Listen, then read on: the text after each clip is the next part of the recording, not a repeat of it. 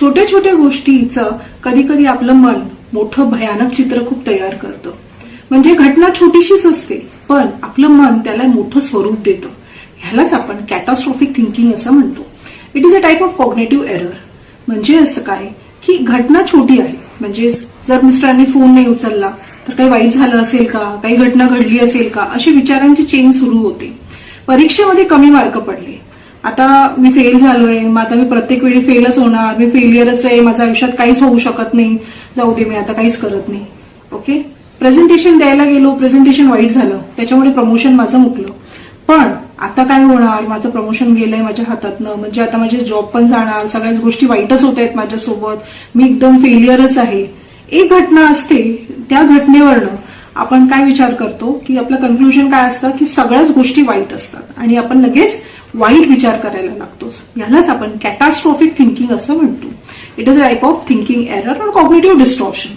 समजून घेऊया. म्हणजे याच्यात काय होतं की एखादी घटना घडते लाईफमध्ये, म्हणजे मला मार्क कमी पडले, पण मग माझं ब्रेन काय विचार करायला लागतं की नाही आता मार्क कमी पडलेत, मग आता मी पुढेही असंच फेलियरमध्ये जाणार आहे आणि मग आता माझं काही होणारच नाहीये आयुष्यामध्ये, मी फेलच होणार आहे, असं आपण विचार करायला लागतो. आणि जेव्हा आपण असं विचार करायला लागतो तर कुठेतरी ब्रेनला असं वाटतं की नाही आता फेलच होणार आहे ना, मग अभ्यास नाही करत तर आपण फेल होतो. ओके, आणि मग आपल्याला वाटतं की बघ मी बोललो होतो की नाही तू फेल होणार, मग कशाला, मग अशा प्रकारे आपण ते लूपमध्ये अडकून जातो. त्याला आपण कॅटास्ट्रॉफिक लूप असं म्हणतो. आता आपलं जे ब्रेन असतं ते ब्रेन कशासाठी कंडिशन असतं, थ्रेट डिटेक्ट करण्यासाठी. म्हणजे आधीच्या काळापासूनच की एखादी घटना घडली की आता काहीतरी होईल आणि म्हणून मग आपण सेफ्टी प्रिकॉशन्स घेत असतो. आपलं ब्रेन सतत थ्रेट शोधत असतो. ज्या वेळेस आपलं हे जे परसिव्ड थ्रेट असतं, घटनेवरनं आपण विचार केलेला इमॅजिनरी प्रॉब्लेम आपण ज्या वेळेस काढतो त्यावेळेस आपलं ब्रेन लगेच रेस्पॉन्ड कसं करतं, एन्झायटीच्या मोडमध्ये. म्हणजे लगेच ते फाईट, फ्लाईट आणि फ्रीज मोडमध्ये जातं. एन्झायटी वाढायला लागते, सोशल एन्झायटी वाढते, सोशल विड्रॉल होतं, जनरलाइज्ड एन्झायटी वाढायला लागते आणि अशा प्रकारे पॅनिक अटॅक्स यायला लागतात.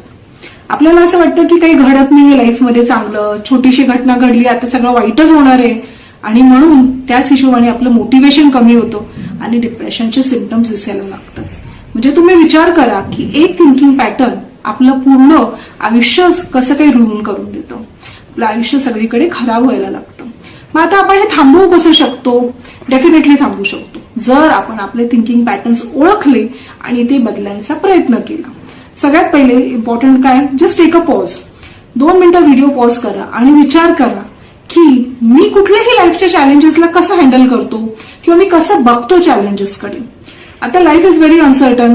ओके, म्हणजे अनसर्टनिटीज किंवा प्रॉब्लेम्स आपल्या आयुष्यात येणारच आहे, पण ह्या प्रॉब्लेम्सला आपण कसं फेस करणार आहोत, आपण कसं घेणार आहोत, that is the most important thing.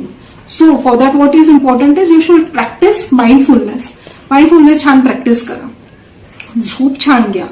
झोप म्हणजे जर आपण एक छान झोप घेतली तर जे दिवसभराचे जे काही प्रॉब्लेम्स असतील तर आपले ते आपण छान फेस करू शकतो. आपली चिडचिड कमी होते, डिसिजन मेकिंग ॲबिलिटी आपली जी असते ती छान असते. कुठलीही गोष्टीला आपण व्यवस्थित आपण काहीतरी छान त्याच्यातनं निष्कर्ष काढू शकतो. त्यामुळे झोप छान घेणं हे खूप गरजेचं असतं. नेक्स्ट इम्पॉर्टंट थिंग इज जे आपण सीबीटी मध्ये म्हणतो की तुमचे जे थॉट पॅटर्न्स आहेत ते थॉट पॅटर्न्स ओळखा. म्हणजे first is notice your thoughts. कोणते कोणते थॉट पॅटर्न्स आहेत, कोणते कॅटास्ट्रॉफिक विचार आपल्या डोक्यात चालू आहेत. ओके, हे कॅटास्ट्रॉफिक विचार कोणते आहेत, is it related with guilt, okay, किंवा मग नेगेटिव्हिटीशी जास्त आहेत किंवा मग रिजेक्शन खूप असेल, कोणत्या टाईपचा विचार आहे, जो नेगेटिव्हिटीचा जो आहे तो कोणता आहे तो पहिले नोटीस करा. What are the type of thoughts and what is the situation that this thoughts come up. कोणत्या सिच्युएशन्समध्ये थॉट्स वरती येतात ते ओळखायला सुरू करा. नेक्स्ट काय असतं, हे थॉट्स तर तुम्ही बघितले, थोडंसं आता पॉज करा. बरेच वेळा थॉट्स येतात आणि चालले जातात. So just notice the thoughts. प्रत्येक थॉटला एंटरटेन करायची गरज नसते. तुम्ही जितकं त्याला विचार कराल त्याच्याचबद्दल, जितकं तुम्ही त्याला कुरवाळाल तितकं तुम्ही त्याला खत पाणी घालतायत आणि तो थॉट आणखी मोठा होत चाललाय. त्याच्यामुळे फक्त पॉज घ्या, ओके, आणि विचार करा.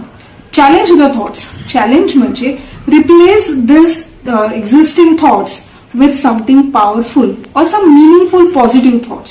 अरे मी आता फेल झालोय, आता काहीच होऊ शकत नाही. ठीक आहे, आता फेल झालोय, अभ्यास केला तर मी पुढे पासही होऊ शकतो, काहीतरी चांगलं मी करू शकतो. ओके, असं जर आपण आपल्या ब्रेनला सांगितलं तर डेफिनेटली कुठेतरी एक होप दिसते आणि आपण तसं काम करायला लागतो. जसं आपण विचार करतो तसं आपल्या लाईफमध्ये होतो. त्यामुळे जर आपलं ब्रेन निगेटिव्ह थॉट्स आणू शकतं किंवा हे जे कॅटास्ट्रॉफिक थॉट्स आणू शकतं तर definitely it has the capability to even stop this thoughts. त्यामुळे आपलं थिंकिंग पॅटर्न कसं आहे ते ओळखा आणि त्यानंतर त्यांना आपण कमी करू शकतो. आता दुसरं आहे की होमिओपॅथिक मेडिसिन्स याच्यामध्ये आपल्याला हेल्प करू शकतात का?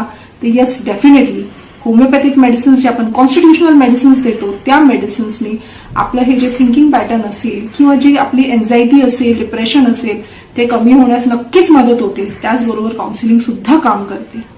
Thank you so much.